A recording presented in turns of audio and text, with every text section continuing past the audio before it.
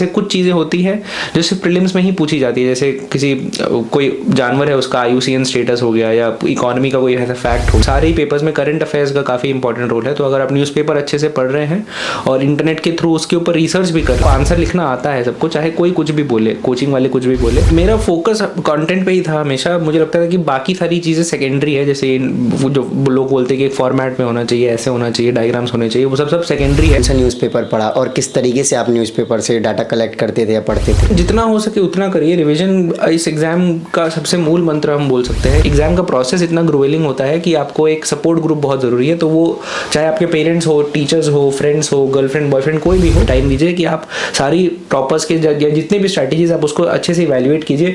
उसके बाद अपना खुद का डिसीजन लीजिए कि मुझे कोचिंग लेना है या नहीं लेना है। Everyone, welcome to student. तो सभी हमारे साथ हैं यश जालूका सर, जिनका 4th रैंक के साथ यूपीएससी में सिलेक्शन हुआ है और सर का ये फर्स्ट अटैम्प्ट था। तो हम सर की जर्नी जानेंगे, उनकी क्या स्ट्रैटेजी थी प्रीलिम्स की, मेंस की, और उन्होंने किन बुक्स को फॉलो किया, और सर का जो ऑप्शनल है वो इकोनॉमी है। तो आज हम उसके बारे में बात करेंगे। तो अभी तक आपने चैनल को सब्सक्राइब नहीं किया तो चैनल को सब्सक्राइब कर लीजिए, इस वीडियो को लाइक करें, एंड आपके जो भी क्वेरीज होते हैं आप हमें इंस्टाग्राम एंड फेसबुक पर मैसेज कर सकते हैं।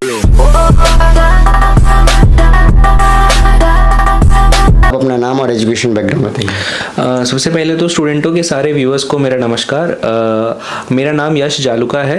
इस साल के सिविल सर्विसेज एग्ज़ाम में मेरी 4th रैंक आई है। मेरा बैकग्राउंड ये है कि मैं झारखंड में, मेरा जन्म हुआ धनबाद में, वहीं से मेरी इनिशियल स्कूलिंग हुई। उसके बाद उड़ीसा और झारखंड के बोकारो में मेरे बाकी का स्कूलिंग हुआ। मेरा कॉलेज किरोड़ीमल कॉलेज था, दिल्ली यूनिवर्सिटी, जहाँ से मैंने BA ऑनर्स इकोनॉमिक्स किया और फिर मैंने मास्टर्स किया from Delhi school of economics in economics itself.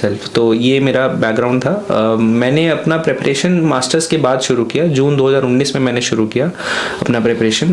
मैंने कोई कोचिंग नहीं ली, सब सेल्फ स्टडी और इंटरनेट के थ्रू ही मैंने किया। ओके, सो सर यूपीएससी वगैरह के बारे में आपको कहाँ से ख्याल आया कि आपको यूपीएससी की प्रिपरेशन करना चाहिए? अब हमारे स्टेट्स में, बिहार, झारखंड में लगभग हर स्टूडेंट को पता होता है यूपीएससी के बारे में, क्योंकि अगर आप पढ़ाई में थोड़े बहुत भी अच्छे हो तो वो सारी सोसाइटी की एक्सपेक्टेशन होती है कि हाँ यूपीएससी तो करेगा ही। तो मेरा भी ऐसा था, बट ऐसा कभी सीरियसली स्कूल में नहीं लिया। कॉलेज में जाके ही ऐसा हुआ कि हाँ मतलब सिविल सर्विसेज को एक ट्राई कर सकते हैं उसके लिए। ओके, सो सर आप जब फर्स्ट टाइम प्रिपरेशन में आए होंगे तो फिर आपने कहाँ से गाइडेंस लेना स्टार्ट किया या फिर रिसोर्सेज को कलेक्ट करना कैसे स्टार्ट किया? तो गाइडेंस के लिए अब दिल्ली स्कूल से मेरे बहुत सारे सीनियर्स हैं सर्विस में। तो एक अरण्यक साइकिया है, he got IAS last year, 59th rank आई थी उनकी। तो वो मुझे कॉलेज में मिले थे जब उनका IPS में हुआ था। तो उन्होंने मुझे थोड़े बहुत रिसोर्सेज वगैरह बताए, वेबसाइट्स बताई। इकोनॉमिक्स ऑप्शनल भी था उनका, तो उन्होंने उसके लिए भी मुझे गाइड किया। वहाँ से फिर मैंने इंटरनेट पे बाकी वीडियोस देखे, यूट्यूब पे स्ट्रैटेजी अपनी बनाई और फिर वहीं से तैयारी शुरू करी मैंने। ओके, और सर जब आपने देखा कि आपका 4th रैंक आया, टॉप रैंक आया और फर्स्ट अटैम्प्ट में सर, तो उस टाइम आपका क्या रिएक्शन था और आपके घर वालों का क्या रिएक्शन? सब काफ़ी खुश थे। मुझे तो यकीन नहीं हो रहा था उस टाइम, जिसकी आई एम श्योर किसी को नहीं होता है जब लिस्ट में नाम आता है, बिकॉज इतना अनएक्सपेक्टेड एग्ज़ाम है। तो घर वाले काफ़ी खुश थे। उस रात कोई सोया नहीं खुशी से, तो काफ़ी अच्छा लगा। ओके, सो सर अब अपनी स्ट्रैटेजी के बारे में बताइए, खासतौर पे प्रीलिम्स की, फिर उसके बाद मेंस, देन इंटरव्यू। सो प्रीलिम्स के लिए ऐसी कोई अलग से मैंने स्ट्रैटेजी नहीं बनाई थी। जो तैयारी होती है वो मेंस की होती है। प्रीलिम्स की तैयारी साइड बाय साइड वो ऑटोमेटिकली हो जाती है। सो मैंने डिजिटल नोट्स बनाए थे अपने सारे, एक्सेप्ट इकोनॉमिक्स का जो पेपर 1 है जिसमें बहुत सारे ग्राफ्स और टेक्निकल चीज़ें होती है, उसके लिए मैंने हैंड रिटन नोट्स बनाए थे। बाकी सारा मैंने एवर नोट पे, एक ऐप है, उस पर ही अपने सारे नोट्स बनाए थे। तो मैं क्या करता था कि जैसे कुछ चीज़ें होती हैं जो सिर्फ प्रीलिम्स में ही पूछी जाती है, जैसे किसी कोई जानवर है उसका IUCN स्टेटस हो गया या इकोनॉमी का कोई ऐसा फैक्ट हो गया, तो उन चीज़ों के लिए मैं अलग से प्रीलिम्स का मैंने एक नोट मेंटेन किया था, जहाँ पर मैं ऐसे छोटे छोटे फैक्ट्स नोट करता था। बाकी सारे मेरे नोट्स मेंस के हिसाब से ही बने थे। सो ये प्रीलिम्स की बेसिक स्ट्रैटेजी थी। बाकी बुक लिस्ट वगैरह तो कॉमन ही थी, वही स्पेक्ट्रम हिस्ट्री के लिए लक्ष्मीकांत, पॉलिटी के लिए एंशंट और मीडिएवल के लिए NCERTs, नितिन सिंघानिया, ज्योग्राफी के लिए NCERT। सो यही बेसिक बुक्स ही थी, कोई अलग से मैंने कोई बुक नहीं पढ़ी। ओके, सो ज्योग्राफी के लिए आपने NCERT बताई, तो सर कौन सी क्लास के NCERT? 11th and 12th class की NCERT। ये बहुत लोगों ने मुझसे सवाल पूछा है कि 6th से 10th की NCERT भी पढ़नी चाहिए कि नहीं। मैं यही सबको सलाह दूंगा कि आप सबसे पहले 11th 12th की NCERT पढ़ने की कोशिश कीजिए, उसमें थोड़ा समय दीजिए। अगर आपको लग रहा है कि आपको समझ में आ रही है चीज़ें अच्छे से, तो फिर 6 से 10 की पढ़ने की ज़रूरत नहीं है, 11 12 से काम हो जाएगा। ओके, और सर आप अब मेंस के बारे में बताइए, खासतौर पे मेंस, क्योंकि डिटेल स्ट्रैटेजी होती है उसके लिए पूरा प्लान भी मैं स्टडी करनी। तो मेंस के लिए वही मेरा जो मेन सोर्स था सारा इन्फॉर्मेशन का वो न्यूज़पेपर और इंटरनेट था। मैं न्यूज़पेपर अच्छे से पढ़ता था तो वहाँ से ही मेरे नोट्स बनते थे। तो मेंस के नोट्स, बिकॉज मेंस में सारे ही पेपर्स में करंट अफेयर्स का काफ़ी इंपॉर्टेंट रोल है। तो अगर आप न्यूज़पेपर अच्छे से पढ़ रहे हैं और इंटरनेट के थ्रू उसके ऊपर रिसर्च भी कर रहे हैं, जैसे कोई टॉपिक बेयरली अगर मेंशन है न्यूज़पेपर में, अगर जैसे कोई ऑर्गेनाइजेशन का नाम, तो आप जाके उसके बारे में पढ़िए, या कोई अगर इशू मेंशन है तो उसको जाके डिटेल में समझिए। तो मेरा स्ट्रैटेजी यही था मेंस के लिए फॉर जनरल स्टडीज़। तो इकोनॉमिक्स के लिए तो बाकी जो किताबें हैं ऑप्शनल के लिए वो तो है ही, बट जनरल स्टडीज़ के लिए यही मेन स्ट्रैटेजी थी मेरी, न्यूज़पेपर्स। ओके, और आंसर राइटिंग वगैरह के लिए क्या करते थे? सो आंसर राइटिंग में अब बहुत सारे लोग ये बोलते हैं कि आप पहले दिन से आंसर राइटिंग कीजिए या डेली आंसर राइटिंग कीजिए। मैं उसमें नहीं बिलीव करता हूँ। मुझे लगता है कि हम सबको एक, अगर आप बेसिक लेवल ऑफ एजुकेशन लेके आए हैं ग्रेजुएशन, क्योंकि मिनिमम रिक्वायरमेंट एग्जाम का, आप आंसर लिखना आता है सबको, चाहे कोई कुछ भी बोले, कोचिंग वाले कुछ भी बोले, तो उस पर भरोसा कीजिए आप कि आपको आंसर लिखना आता है। थोड़ी बहुत प्रैक्टिस करनी पड़ती है उसके लिए। सो मैं डेली आंसर राइटिंग में नहीं बिलीव करता था। मैंने आंसर राइटिंग जो मेन जो टेस्ट दिए मैंने वो प्रीलिम्स के बाद ही दिए हैं, प्रीलिम्स और मेंस के बीच में। प्रीलिम्स के पहले मैंने, जब प्रीलिम्स पोस्टपोन हो गया था कोविड की वजह से, उस टाइम मैंने 3-4 टेस्ट दिए। बट अगर नहीं होता पोस्टपोन तो मैं वो टेस्ट भी नहीं देता, मैं सिर्फ प्रीलिम्स और मेंस के बीच में ही आंसर राइटिंग करता। प्रीलिम्स और मेंस के बीच में ही? उसके पहले आपने आंसर राइटिंग वगैरह नहीं की? मैंने किया, क्योंकि पोस्टपोन हो गया था कोविड की वजह से, तो मैंने 3-4 टेस्ट लिखे थे, बट उससे ज़्यादा मैंने कोई डेली आंसर राइटिंग ऐसे 2-2 क्वेश्चन 3-3 क्वेश्चन करके मैंने नहीं किया बिल्कुल भी। मुझे उसका फ़ायदा भी नहीं लगता है। ओके, सो आप जब एग्ज़ाम मेंस का देने गए होगे तो किस टाइप के आपको जैसे क्वेश्चंस आते हैं, तो उसमें क्या क्या कंटेंट डालने का कोशिश करते हो? जैसे मैप्स हो गए, माइंड मैप्स हो गए, या पॉइंट्स कैसे लिखते हो सर? सो मेरा फोकस कंटेंट पे ही था हमेशा। मुझे लगता था कि बाकी सारी चीज़ें सेकेंडरी है, जैसे वो जो लोग बोलते हैं कि एक फॉर्मेट में होना चाहिए, ऐसे होना चाहिए, डायग्राम्स होने चाहिए, वो सब सेकेंडरी है। आप अगर जो पूछा है यूपीएससी ने, अगर आप उसको आंसर कर रहे हो तो आप कैसे आंसर कर रहे हो उससे उतना फर्क नहीं पड़ता है। रिगार्डिंग डायग्राम्स एंड ऑल, मेरी ड्राइंग हमेशा से काफ़ी ख़राब थी, तो मैंने कोशिश नहीं किया डायग्राम्स बनाने का एग्जाम में, क्योंकि मुझे पता था मुझसे नहीं होगा। तो मैंने जितना मैं लिख सकता था मैंने उस पर फोकस किया। क्या चीज़ें डालनी थी, तो मैंने डेटा पे मैंने काफ़ी फोकस किया, क्योंकि मेरा इकोनॉमिक्स बैकग्राउंड था, तो डेटा हमें नेचुरली आता है कि डेटा पे हमारा फोकस ज़्यादा रहता है।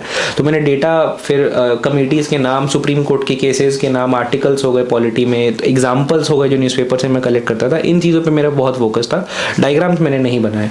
ओके, और इंटरव्यू के लिए सर आपने कैसे प्रैक्टिस की सर? इंटरव्यू के लिए मैंने मार्च इस साल जब मेरा मेंस हो गया था, उसके बाद मैंने एक जॉब ज्वाइन किया था मिनिस्ट्री ऑफ फाइनेंस में। मैं रिसर्च कर रहा हूँ अभी भी।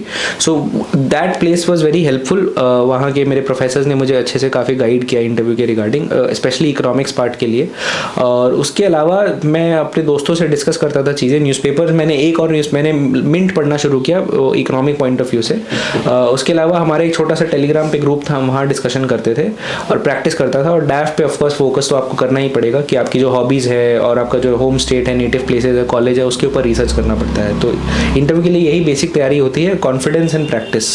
ओके, सो सर इंटरव्यू किस टाइप के क्वेश्चंस पुट किए गए थे आपसे? इंटरव्यू मेरा it was a mix of factual questions and some analytical questions. तो बहुत सारे डिफेंस रिलेटेड बहुत सारे फैक्चुअल क्वेश्चंस थे, जैसे DRDO ड्रोन्स के रिगार्डिंग क्या कर रहा है, या पाइथन मिसाइल क्या होता है, नाग मिसाइल क्या होता है, HSTDV क्या होता है।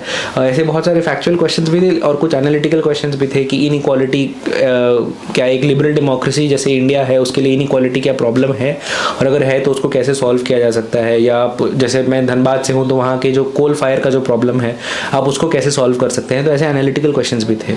ओके, और सर अगर करंट अफेयर्स की बात करें, जैसे आप बार बार जिक्र कर रहे हो कि न्यूज़पेपर, तो आपने कौन सा न्यूज़पेपर पढ़ा और किस तरीके से आप न्यूज़पेपर से डाटा कलेक्ट करते थे या पढ़ते थे? सो न्यूज़पेपर मैं द हिंदू पढ़ता था अच्छे से। उसके अलावा इंडियन एक्सप्रेस का जो एक्सप्लेन सेक्शन होता है उनकी वेबसाइट से मैं वो पढ़ता था। तो ये दोनों न्यूज़पेपर्स मैं पढ़ता था। रिगार्डिंग कि डेटा कैसे कलेक्ट करना है, वो आपको थोड़ा सा प्रैक्टिस करना पड़ेगा उसके लिए, कि शुरू में आपको समझनी पड़ेगी कि यूपीएससी के पॉइंट ऑफ व्यू से क्या ज़रूरी है क्या नहीं है। वो थोड़े दिन लगते हैं, सबको लगते हैं समझने में। अगर आपने वो एक बार पकड़ लिया तो फिर आपको ऑटोमेटिकली आ जाएगा कि अच्छा क्या समझना है, क्या पढ़ना है, उसके ऊपर किस चीज़ के बारे में एक्स्ट्रा जानना है, और उसके बाद फिर अपने नोट्स में उसको डालते जाइए। अगर आप हैंड रिटन नोट्स बना रहे हो तो उसमें भी कर सकते हैं। अगर जैसे मेरा बैकग्राउंड, मुझे ऑनलाइन नोट्स बनाना पसंद था, लेकिन अगर आप हैंड रिटन नोट्स बना रहे हैं तो आप डिसएडवांटेज पे नहीं है। तो उसके लिए मैं आपको यही एडवाइस दूंगा कि सिद्धार्थ जैन है, उनकी यूट्यूब पे वीडियो है, टॉपर स्टॉक है, तो आप वो जाके देखिए। उन्होंने बताया है कि हैंड रिटन नोट्स को कैसे बनाते हैं, अच्छे से अपडेट सब कैसे करते हैं। वो आपको काफ़ी हेल्प करेगा अगर आप हैंड रिटन नोट्स बना रहे हैं। अगर आप डिजिटल नोट्स बना सकते हैं तो उससे अच्छा कुछ नहीं है, वो काफ़ी ज़्यादा पावरफुल टूल बन जाता है जब रिविजन की बात आती है तो। ओके, सो कितना टाइम एटलीस्ट आप दे देते न्यूज़पेपर को सर? जब मैंने शुरू किया तो मुझे कॉलेज में न्यूज़पेपर पढ़ने की आदत थी, लेकिन जब मैंने यूपीएससी के लिए जब प्रिपरेशन शुरू किया तब शुरू में मुझे 4-5 घंटे लगते थे डेली, क्योंकि उस टाइम मैं न्यूज़पेपर के बेसिस पे अपने नोट्स का ढांचा तैयार कर रहा था। जैसे कोई भी एक न्यूज़ आर्टिकल आया तो उसके ऊपर रिसर्च करके वो पहली बार वो मेरा नोट्स बन रहा था, तो उसमें शुरू में ज़्यादा टाइम लगता था रिसर्च करने में। बट एक बार वो बेसिक ढांचा तैयार हो गया उसके बाद फिर मुझे कम टाइम लगने लगा, तो औसतन मुझे 2 घंटे लगते थे न्यूज़पेपर्स वगैरह सब कवर करने में। या ओके, सो टाइम टेबल आप कितना फॉलो करते थे, मतलब डेली कितने घंटे पढ़ते थे, साथ में क्या स्लॉट में पढ़ते थे, किस टाइम पे क्या पढ़ना है? ऐसा मेरा कोई डेली टाइम टेबल नहीं था कि मुझे इतने घंटे से इतने घंटे तक ये पढ़ना है, ऐसा कुछ नहीं था। उतना डिसिप्लिन था नहीं कभी तो, लेकिन मैंने थोड़े लॉन्ग टर्म टारगेट्स बनाए थे कि अच्छा इतने महीनों में मेरा जीएस का सिलेबस हो जाना चाहिए, इतने महीनों में ऑप्शनल का सिलेबस हो जाना चाहिए। उसके हिसाब से फिर ऑटोमेटिकली मेरे मन में टारगेट्स आ जाते थे कि अच्छा इस हफ्ते मुझे लक्ष्मीकांत जैसे खत्म करनी है या इस हफ्ते स्पेक्ट्रम खत्म करनी है। उसके हिसाब से फिर दिन के घंटे ऑटोमेटिकली डिसाइड हो जाते थे।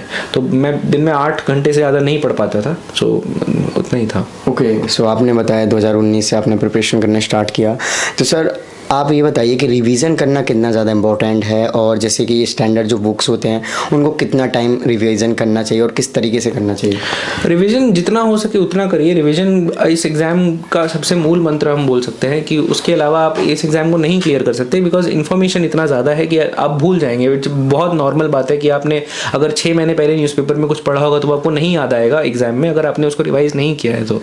सो अब कितनी बार रिवाइज़ करना है इसका कोई सही जवाब नहीं है। आपको जितना समय मिले आपकी स्पीड के हिसाब से, आपका कंफर्ट के हिसाब से आप जितनी बार रिवाइज कर सकते हैं उतनी बार कीजिए।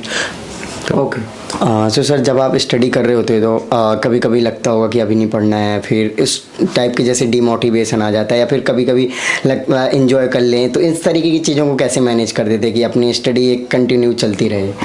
हाँ, ये बहुत ज़रूरी है, बिकॉज आप एग्ज़ाम लंबा होता है और उसका प्रिपरेशन भी काफ़ी लंबा होता है। सो ये दिन बहुत नॉर्मल है, हर स्टूडेंट की लाइफ में आते हैं।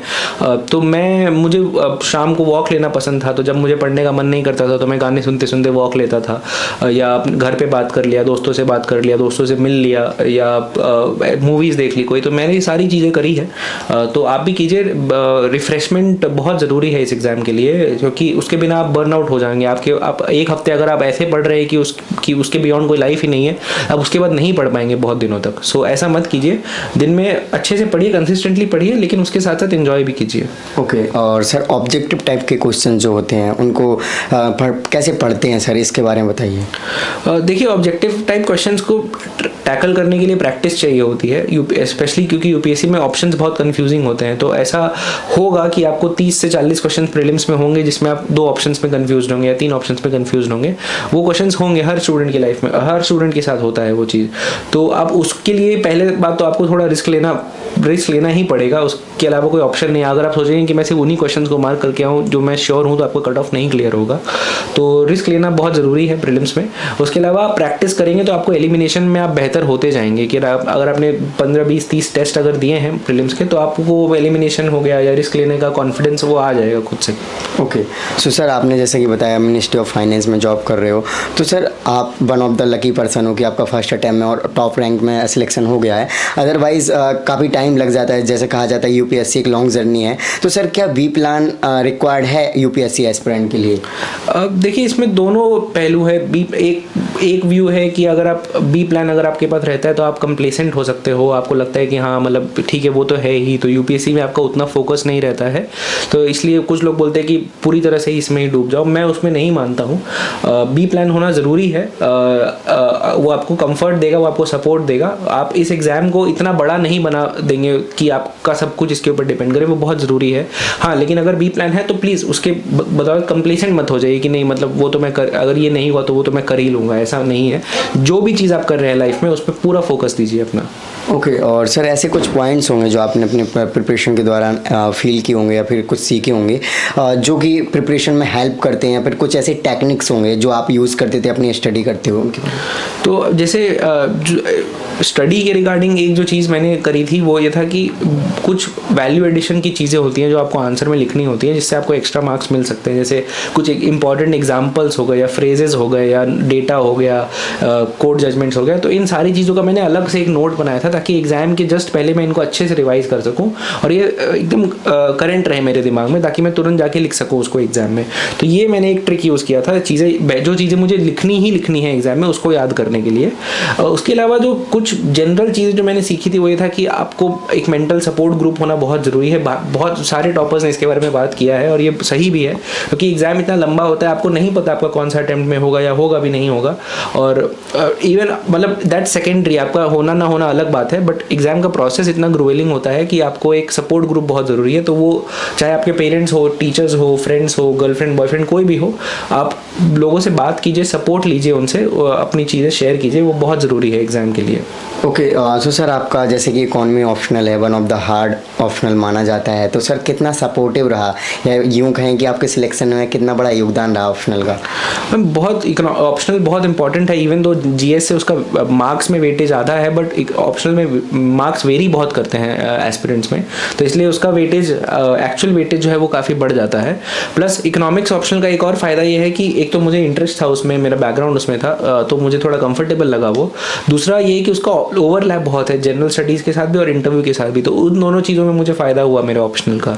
ओके, और सर जो नए स्टूडेंट्स हैं वो प्रिपरेशन करना चाहते हैं तो उनके लिए आपका क्या मैसेज? नए स्टूडेंट्स को मैं यही एडवाइस दूंगा कि आप हर्ड मेंटालिटी को अवॉइड कीजिए इस एग्ज़ाम में, कि अगर कुछ लोग ऐसा कर रहे हैं तो मैं भी वैसा करूं। तो जैसे कोचिंग लेना या दिल्ली आना या ये चीज़ें ज़रूरी नहीं है, ये बिल्कुल भी।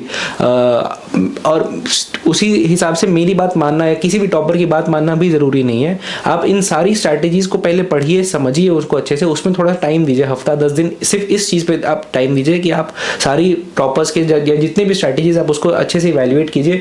उसके बाद अपना खुद का डिसीजन लीजिए कि मुझे कोचिंग लेना है या नहीं लेना है, मुझे दिल्ली जाना है या नहीं जाना है, मुझे कौन सी किताबें पढ़नी है, ये सारी आप अपना खुद का डिसीजन लीजिए बाकी लोगों की एडवाइस समझ के। तो ये सबसे इंपॉर्टेंट जो मुझे बात लगती है, तैयारी के पहले पता होनी चाहिए एस्पिरेंट्स को। सो सर लास्ट में कोई ऐसी बात जो मैंने आपसे ना पूछी और आप शेयर करना चाहते हो?